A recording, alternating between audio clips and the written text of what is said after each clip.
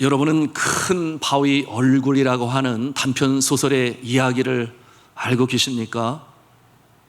1975년부터 1988년까지 13년 동안 우리나라 3학년, 중학교 3학년 2학기 국어 교과서에 소개되어진 단편 소설이에요. 여러분, 이 단편 소설은 교과서를 통해서 알려지게 되었으니 그때 중학교를 다니신 분들은 기억하고 있으리라 생각합니다.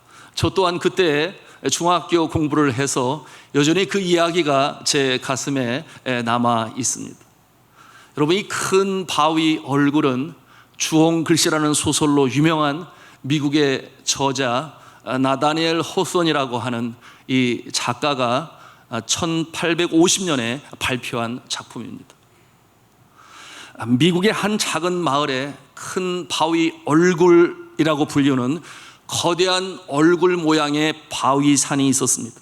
주인공인 어니스트는 어린 시절부터 이 바위산을 보면서 자라났어요. 그런데 어머니가 그에게 들려준 이 바위 얼굴, 거기에 대한 이야기를 듣는데, 얘야, 이제 저 바위 얼굴과 꼭 닮은 위인이 등장하게 될 것이야, 인물이 등장하게 될 것이야, 이렇게 해주신 말씀을 그 마음에 담습니다. 그리고 소년 시절, 청년 시절, 장년 시절, 노년 시절에 이르기까지 평생 그 모습을 기다리며 바라며 평생을 보내게 됩니다. 그러는 동안, 이 세월이 흐르는 동안 이 어니스트는 4명의 인물을 만나게 됩니다. 첫 번째 인물은 게더 골드라고 하는 별명의 재력가였어요. 그런데 이 큰 바위 얼굴과 닮기를 바랬으나 그 모습은 탐욕스러운 모습이었습니다. 인상을 가지고 있었어요. 실제적으로 수전노였습니다. 그러므로 어니스트는 실망합니다. 그래서 큰 바위 얼굴을 바라보는데 큰 바위 얼굴은 이렇게 이 소년에게 말하는 것 같았어요. 실망하지 말아라. 그는 반드시 나타난다. 그래서 이 소년은 다시금 힘을 냅니다. 세월이 흘러 청년이 된 어니스트는 그 마을에서 이제 목수의 일을 하면서 돕고 있었는데, 그가 두 번째 만난 인물은 Old Blood and Thunder라고 하는 유명한 장군이었습니다. 그는 아주 전쟁광이었어요. 큰 바위 얼굴과 비교를 해보니 그 강한 의지와 힘은 보이는데, 그런데 자애스러움과 또한 지혜는 볼 수 없음을 알게 됩니다. 다시 세월이 흘러서 장년이 된 어니스트는 결혼하고 가정을 꾸리고 이제는 목수의 일을 계속하고 있었는데요, 세 번째 인물이 등장했습니다. 그는 올드 스토니 피즈라고 하는 성공한 정치가였습니다. 그가 큰 바위 얼굴처럼 당당하고 그런 힘찬 외모를 가지고 있지만 권력과 명예욕에 찌든 그와 같은 인상이 가득함을 보고 이 어니스트는 또다시 실망하게 됩니다. 어느덧 노년기에 들어서 어니스트가 만난 이 네 번째 인물은 시인이었어요. 나이가 들어 노년기에 접어든 어니스트는 이제 목수일을 아들에게 맡긴 뒤 그 일에서 은퇴하고 사람들을 깨우치는, 하나님의 말씀을 전하는 설교자가 되었습니다. 이번에는 그저 시인이라고 나오는 어느 한 유명한 시를 읽는 중에 감동이 임했어요. 그래서 이 시인이라면, 그런 생각이 들어 큰 바위 얼굴에 다가가서 바라보며 물었어요. 당신이 원하는 자가 이자 아니겠습니까? 그렇게 질문을 해요. 그런데 큰 바위 얼굴은 미소를 짓지만 그렇다고 대답하는 것 같지는 아니했습니다. 어니스트는 마침내 그 시인을 만나게 돼요. 이야기를 나누면서 보게 되니 큰 바위 얼굴의 모습과는 다른 모습이었기 때문에 또다시 실망을 하게 되는데요, 그 시인은 자신도 그와 같은 인물이 되지 못한다고 그렇게 인정을 합니다. 시인 본인도 시를 쓰며 훌륭한 이상을 꿈꾸며 그와 같은 모습이 되기를 원했으나, 그러나 이 세파에 견디지를 못하고 타협하고 그 신념을 지키지 못한 채 살아왔음을 고백하게 됩니다. 그래도 둘은 서로 친하게 지내게 되었어요. 그러던 어느 날 이 어니스트의 설교를 들으러 이 시인이 그 자리에 참여하게 되었는데, 이 어니스트의 말씀을 전하는 그 모습을 보던 이 시인이 깜짝 놀랍니다. 왜냐하면 그 얼굴의 모습이 그 뒤편에 있는 큰 바위 얼굴의 모습과 너무나 닮았기 때문에 깜짝 놀라면서 거기에 모인 사람들에게 외칩니다. 보십시오, 이 어니스트 씨가 저 큰 바위의 얼굴과 너무나 닮지 않았습니까? 그때 사람들이 보는 가운데 깜짝 놀랍니다. 이구동성으로 외칩니다. 맞아, 똑같이 생겼네, 똑같이 생겼어. 그렇게 외칩니다. 그때 이 어니스트는 그들에게 말을 합니다. 아니요, 그 인물은 나보다도 훨씬 뛰어나고, 그리고 큰 바의 얼굴과 더 많이 닮은 사람이 이제 등장하게 될 것입니다. 그러면서 그들에게 주는 말이 분명 그와 같은 자가 나타나게 될 것입니다. 이렇게 말을 하고서는 그 언덕에서 다시금 자신의 집으로 내려갑니다. 그것이 마지막 장면이었어요. 자, 사랑하는 성도 여러분, 이 짧은 이야기의 교훈이 무엇이겠습니까? 그것은 어떠한 대상을 바라보고 사모하며 기다릴 때에 그 자는 그 대상을 결국 닮아가게 된다라고 하는 것이 바로 이 단편 소설을 통해서 우리에게 주는 교훈인 것입니다. 오늘 성경 본문의 말씀을 통해서 우리가 바라보고 사모하며 닮으라 하는 그와 같은 말씀으로 권면하고 있으니, 오늘 성경 말씀 5장 1절의 말씀이 바로 그것입니다. 여러분, 5장 1절의 말씀을 함께 읽기를 원합니다. 시작. 그러므로 사랑을 받는 자녀같이 너희는 하나님을 본받는 자가 되고, 아멘. 사모하며 바라보라. 그리고 그와 같이 되라. 누구와 같이? 하나님과 같이. 하나님과 같이 되어라. 하나님을 본받는 자가 되라. 그렇게 말씀을 해요. 하나님을 바라보고 닮아가고 또한 닮아가기를 사모하라. 그렇게 주시는 말씀인 것이에요. 그런데 그 전에 주시는 말씀이 있으니 뭐라고 그러는가? 사랑을 받는 자녀와 같이 라고 말씀하고 있어요. 사랑을 받는 자녀와 같이 하나님을 본받는 자가 되라. 그렇게 말씀하고 있습니다. 사랑하는 성도 여러분, 저나 여러분이나 사랑을 많이 받았습니다. 아주 많이 받았어요. 누구의 사랑을 받았겠습니까? 예수 그리스도의 사랑 아니겠어요? 그것이 이어지는 말씀인데 2절에 말씀하고 있습니다. 뭐라고 말씀합니까? 그리스도께서 너희를 사랑하신 것 같이, 그렇게 말씀하고 있어요. 우리가 예수 그리스도의 사랑을 많이 받지 않았나요? 어떠한 모습으로 우리를 사랑하셨나요? 이어지는 말씀이 우리에게 설명되고 있으니 2절 후반부에 말씀합니다. 그는 우리를 위하여 자신을 버리사 향기로운 제물과 희생 제물로 하나님께 드리셨느니라. 아멘. 주님께서는 자신의 생명을 바쳐 우리를 구원하셨습니다. 이 조건 없는 사랑, 아가페 사랑으로 죄로 인해 영원히 죽을 수밖에 없는 우리들의 죄를 도말하시기 위하여 죄 없으신 그분이 우리의 죄를 다 짊어지시고 십자가에 못 박혀 죽으시고 장사 지난 바 되었다가 사망에 쏘는 것을 이기시고 다시금 부활하여 우리 인생의 구세주가 되시고 또한 저 하늘나라 천국 백성이 되는 일에 제물이 되신 예수 그리스도의 이 사랑이 우리 가운데 있으니 얼마나 감사한지 몰라요. 그 예수 그리스도께서 우리에게 행하신 이와 같은 십자가의 공로를 우리가 믿고 또한 주님을 내 삶의 주인으로 영접할 때에 우리는 완전히 새로운 존재가 됨을 믿으시기 바랍니다. 우리가 새 생명으로 살아나는 거예요. 우리 영혼이 살아납니다.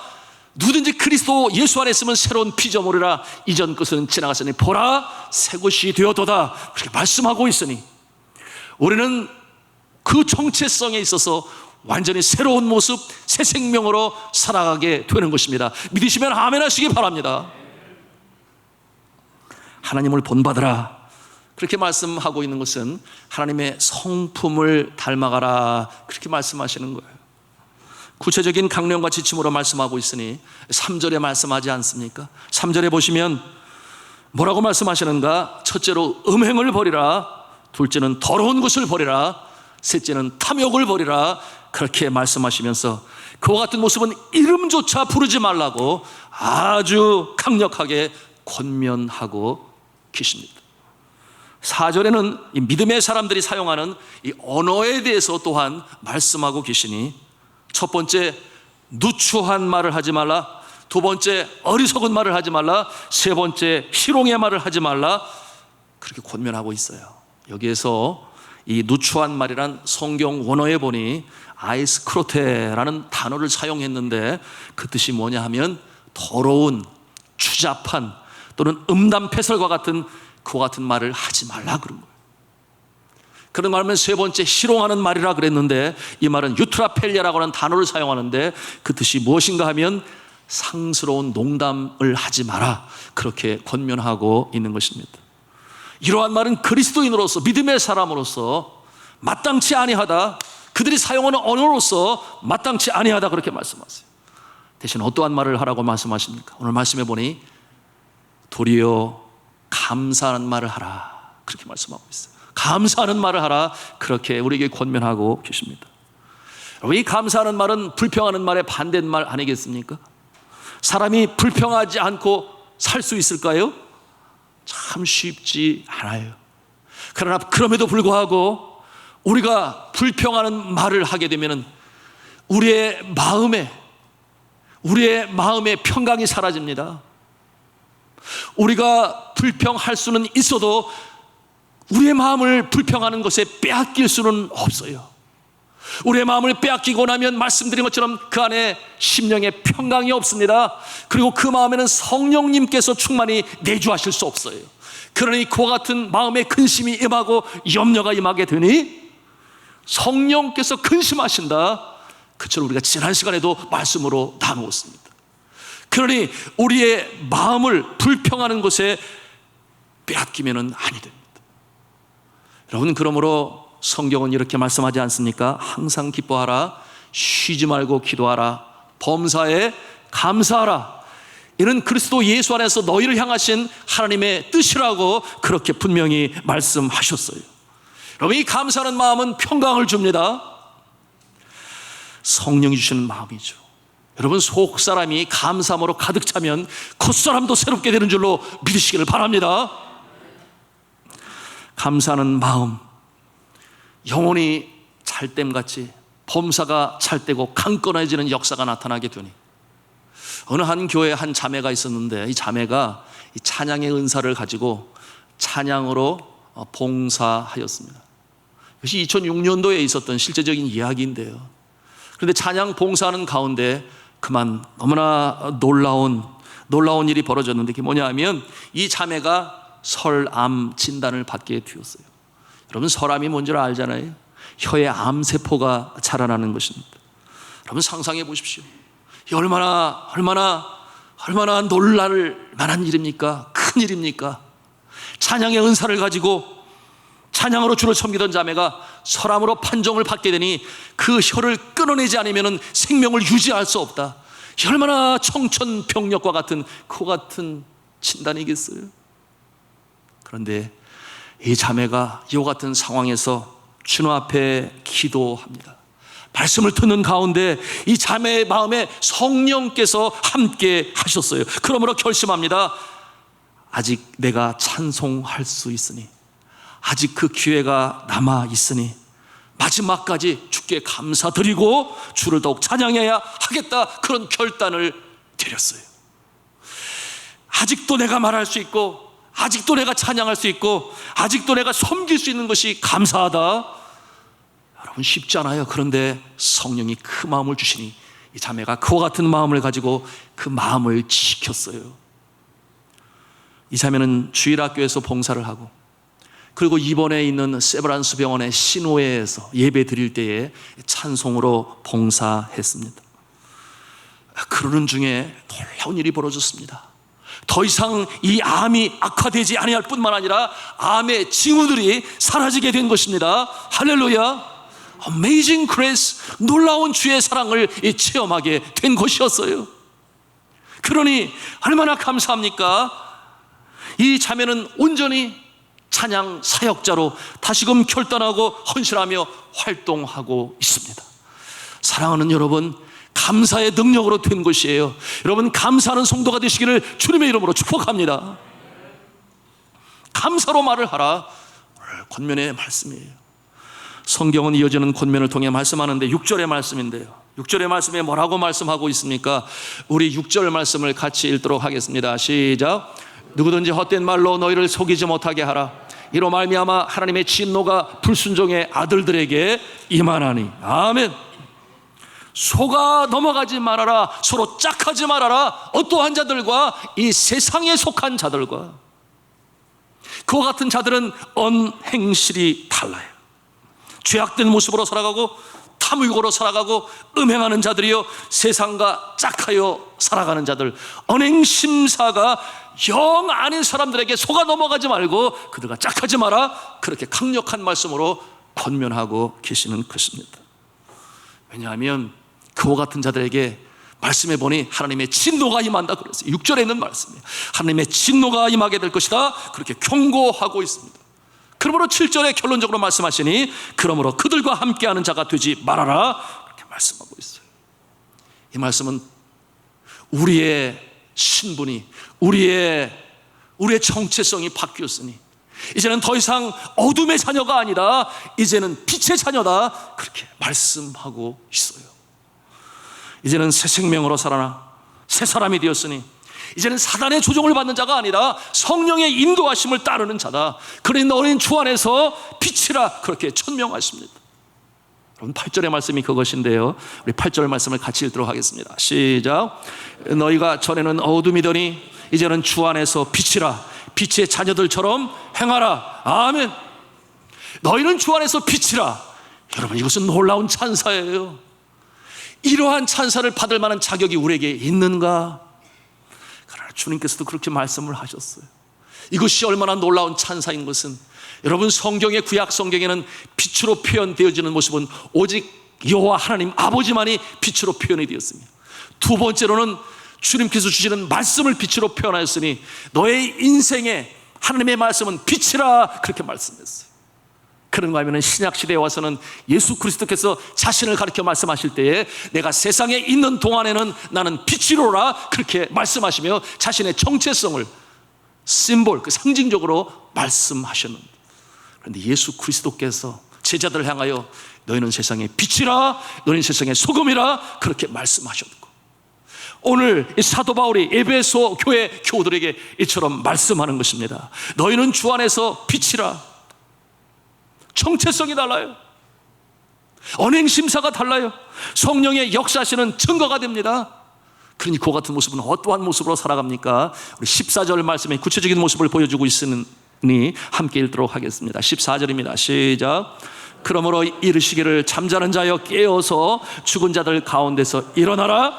그리스도께서 너에게 비추시리라 하셨느니라. 아멘. 여러분, 이 빛 가운데 행한다고 하는 것은 구체적으로 어떠한 삶으로 살아가는 것일까요? 사도 바울은 아주 구체적으로 그 행동 강령에 대해서 말씀하고 있으니 오늘 말씀을 통해 주시는 말씀이 은밀한 중에 행하는 것을 피하라, 그렇게 말씀하셨어요. 은밀한 중에 감추면서 하는 일을 피하라, 그렇게 말씀하시는데, 하나님의 눈이 두려워요. 사람들의 눈이 두려워요. 알게 되면 창피를 당해요. 수모를 당해요. 형편없는 존재가 되어버리는 그와 같은 은밀한 일을 삼가라, 그렇게 말씀하고 있어요. 그런 일은 절대로 하지 말아라. 그것이 11절과 12절의 말씀을 통해서 우리에게 주시는 것인데요, 우리 11절 12절 말씀을 같이 읽도록 하겠습니다. 시작. 너희는 열매 없는 어둠의 일에 참여하지 말고 도리어 책망하라. 그들이 은밀히 행하는 것들은 말하기도 부끄러운 것들이라. 아멘. 우리 믿음의 사람들은 다르다고 그랬습니다. 정체성에서 달라요. 비록 두 발을 딛고 이 땅에 살아가는 그 모습에 있어서 믿는 자와 믿지 아니하는 자가 다를 바가 없어 보이지만, 그러나 아니에요. 하늘과 땅이 먼 것처럼 그렇게 다르니 우리는 세상에 속한 자가 아니요 하늘에 속한 자인 줄로 믿으시길 바랍니다. 우리는 성령의 사람이요 하나님의 사람이요 세상에 감당할 수 없는 존재로 이 세상을 살아가는 것이, 이렇게 다른 모습으로 살아가야 할 존재가 세상의 풍습과 세상의 전통과 세상의 구습과 세상의 제약과 그와 같은 모습으로 짝이 되어 살지 말라. 분명히 빛의 모습으로 살아라. 그렇게 오늘 말씀하시는 것 아니겠습니까? 자, 이와 같은 모습으로 우리가 살아가야 되는데 감추는 일, 은밀한 가운데 하는 일, 어디에서 하겠습니까? 어둠 속에서 행하는 것 아니겠어요? 밝은 빛 가운데 행하는 모습은 아닌데 더러운 옷을 벗어버리고 흰 옷을 입으라. 빛 가운데 행하라. 빛의 갑옷을 입어라. 주님께서는 말씀하시는데요. 제가 네팔에서 사역 감당할 때에 한국의 한 교회가 컴퓨터 5대를 기증을 했어요. 2년 지나간 것인데 그것을 정부에서는 2년이 지나면 폐기를 하는 모양이에요. 그러나 여전히 쓸만하지 않겠어요. 그거라도 있으면 보내달라고 부탁을 했어요.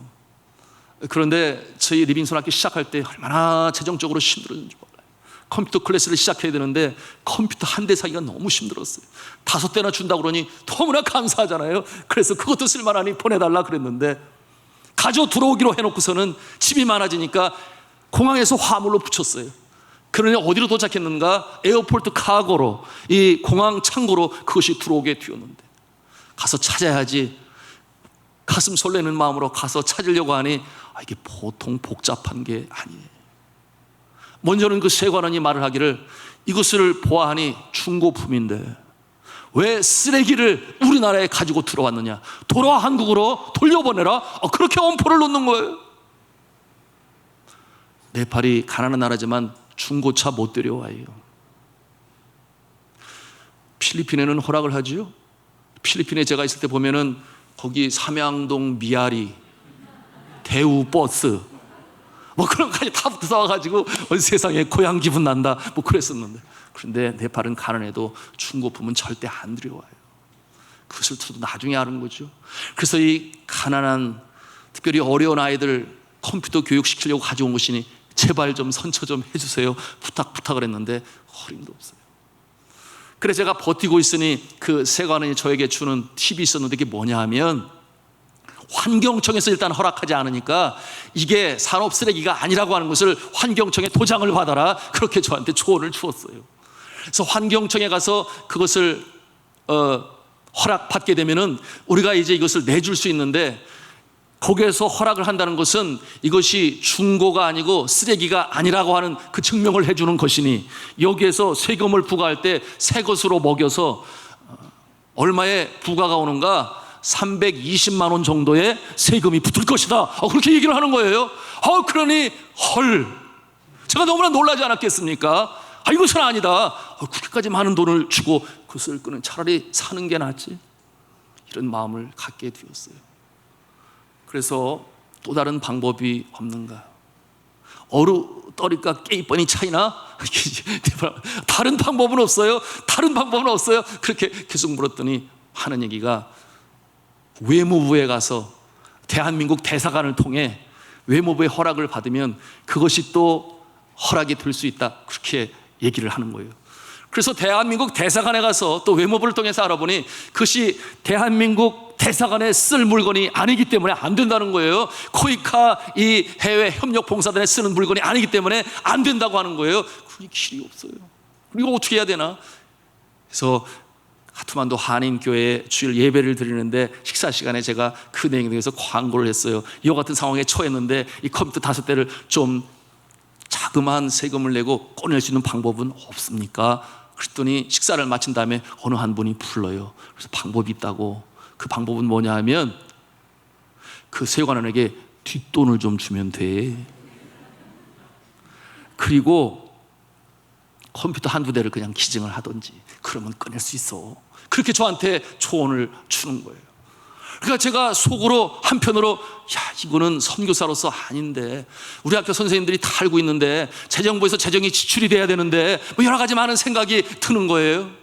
그래서 다시 찾아가서 세관원에게 그렇게 묻지 않았겠어요?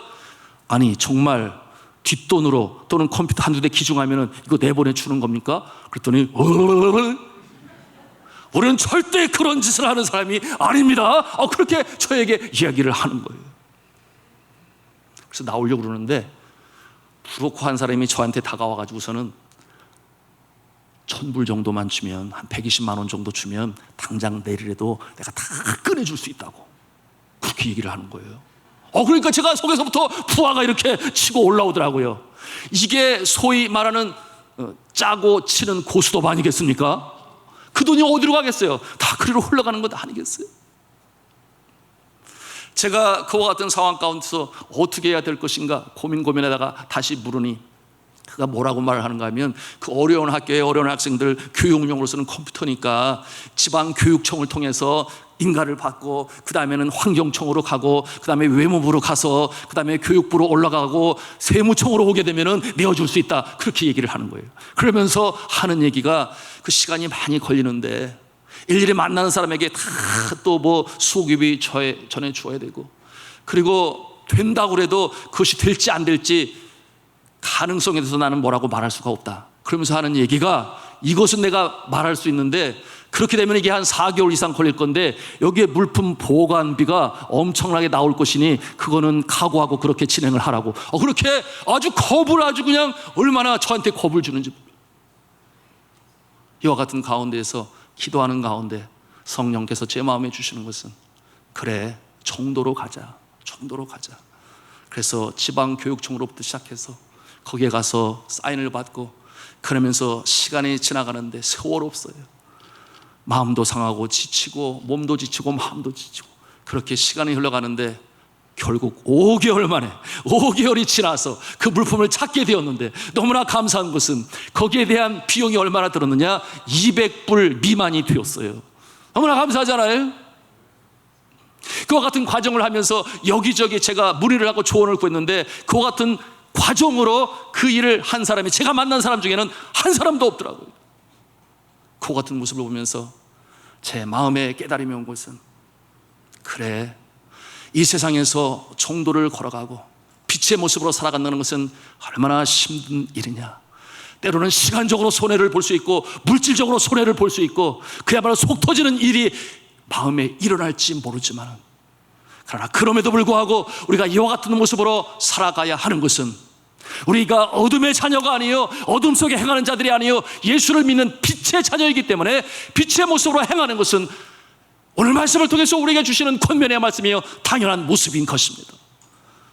그 같은 어려운 일을 마쳤을 때 성령께서 제 마음에 주시는 음성은, 그래, 수고했어, 잘했어, 잘했다, 그 같은 위로의 말씀으로 제 마음에 주었습니다. 사랑하는 성도 여러분, 우리가 빛의 자녀로 어두움 속에 빛으로 행합니다. 이와 같은 모습이 힘들지 몰라도 나은 사람 빛의 모습으로 나아갈 때 우리의 사회의 어두운 부분이 조금이라도 밝아질 수 있다면, 그래, 이것이 믿음의 사람들의 믿음의 기백이야, 헌신이야, 하나님 나라를 위한 행동이야. 이와 같은 모습으로 나아가실 수 있는 그 믿음의 빛의 자녀가 되시기를 저는 주님의 이름으로 축복합니다. 여러분, 예수 그리스도께서도 그런 말씀을 주시지 아니하셨습니까? 누구든지 나를 따라오려거든 자기를 부인하고 자기 십자가를 지고 나를 쫓을 것입니다. 누구나 빛의 모습으로 살아갈 때에 예수님의 제자의 모습으로 살아가게 되니 내가 짊어지고 가야 할 십자가가 있다, 그 말이에요. 그러나 십자가의 마지막 모습이 무엇인지 우리는 너무나 잘 알지 않습니까? 오늘도 우리는 빈 십자가를 바라보고 있어요. 결국 십자가의 모습은 헌신인 것 같았으나 종래 승리요, 빛이요, 부활이요, 생명인 줄로 믿으시기를 바랍니다. 그것이 우리가 이루어 나가야 할 이 땅의 빛의 모습인 것이에요. 자, 그렇다면 빛의 열매의 본질이 무엇일까요? 9절에 말씀하고 있는데요, 우리 9절 말씀을 같이 읽도록 하겠습니다. 시작. 빛의 열매는 모든 착함과 의로움과 진실함에 있느니라. 아멘. 첫째는 착함이라고 그랬습니다. 둘째는 의로움이라고 그랬어요. 셋째는 진실함이라고 그랬습니다. 이것이 성품에 관한 것임을 우리가 알아요. 하나님의 성품이요, 예수님의 성품이요, 빛의 자녀들이 빛의 열매를 맺기 위하여 가져야 할 성품. 여러분, 이 땅에 살아가는 동안에 신앙의 가장 최종적인 궁극적인 목표가 무엇이겠습니까?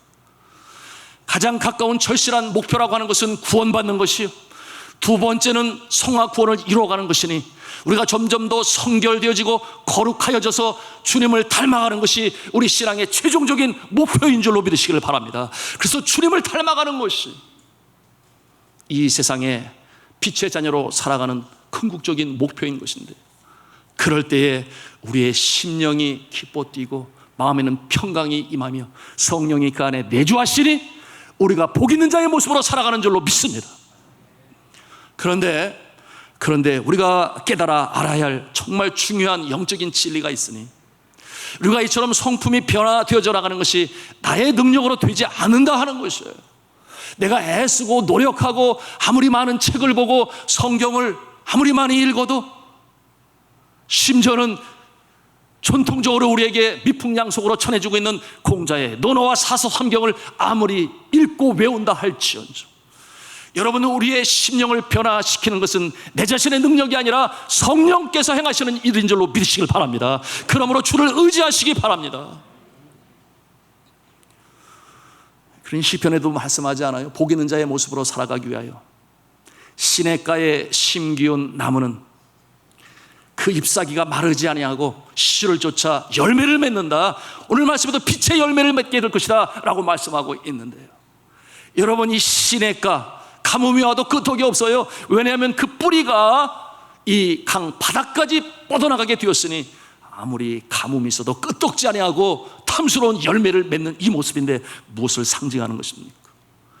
여러분, 생명수 되신 예수 그리스도, 우리의 영혼이 주님과 연결이 되었을 때에 어떠한 상황 가운데도 주님께서 생명의 양식으로 공급하시니 우리가 빛의 열매를 맺는 줄로 믿으시기를 바랍니다. 그렇기 때문에 우리가 성령을 의지하며 오늘을 살아가는 것인데요, 여러분, 예수 그리스도께서도 이렇게 말씀하셨습니다. 나를 믿는 자는 성경의 이름과 같이 그 배에서 생수의 강이 흘러나오리라 하시니, 이는 그를 믿는 자들이 받을 성령을 가리켜 말씀하신 것이라, 그렇게 말씀하고 있어요. 성령을 의지하시기 바랍니다. 내 자신의 의지하는 것을 내려놓으시기 바랍니다.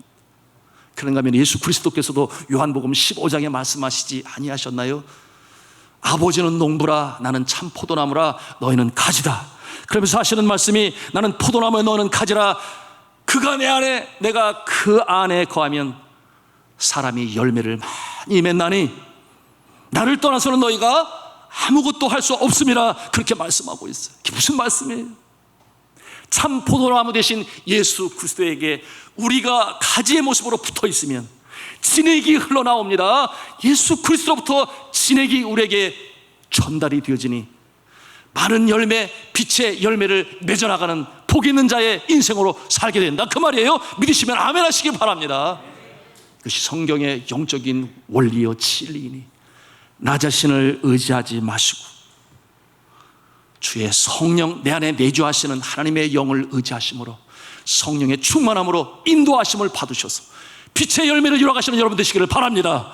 그러므로 빛의 자녀로 어두운 세상을 밝히시고, 오늘 서두에 말씀을 드렸던 이 큰 바위 얼굴을 바라보며 기다리며 그렇게 사모하며 살아간 어니스트, 결국 그의 평생의 모습이 어떠한 모습으로 귀결되어집니까? 어느새 자신도 모르는 사이에 큰 바위의 얼굴의 모습이 되고, 내가 깨달은 것이 아니라 나를 바라보는 존재들이 맞네, 꼭 닮았네, 어니스트지, 당신이 저 큰 바위의 얼굴의 주인공이십니다. 이와 같은 믿지 아니하는 자들로부터, 믿는 자들로부터 그와 같은 인정을 받으시고 종래 하나님의 인정을 받아 복 있는 인생으로 빛의 열매를 맺어 나가시는 저 여러분 다 되시기를 저는 주님의 이름으로 축원합니다.